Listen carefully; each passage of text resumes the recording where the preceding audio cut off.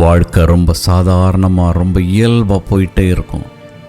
அங்கே கடவுள் நமக்கு தேவையில்லாத சுமையாக மாறி போகலாம். இல்லைன்னா ஒரு ஓரமாக அவருக்கும் ஒரு இடம் கொடுக்கலாம். செய்திகள் எல்லாம் தூக்க மாத்திரையாக தோணும். ஆராதனை வேஸ்ட் ஆஃப் டைம் மாதிரி தோணும். ஜெபம் பண்ணுறது, பைபிள் வாசிக்கிறது இதெல்லாம் தேவையில்லாத ஆணிகள்னு தோணும். ஆனால் திடீர்னு ஒரு நாள், அந்த நாள் வரும். கடவுள் தனக்கு பிரியமானவர்களை எடுத்துக்கொள்ளும் அந்த நாள். யாரையெல்லாம் கிண்டல் பண்ணமோ அவங்களையெல்லாம் பரலோகம் கம்பளம் விரிச்சு வரவேற்பு. வாழ்க்கையில கடவுளை மையமா வைக்காம சுயத்தை வச்சோமேன்னு அதிர்ச்சி அப்பதான் மனசை உடைக்கும். அப்போ யாருக்கும் இரண்டாம் வாய்ப்பு கிடைக்கவே கிடைக்கிறது.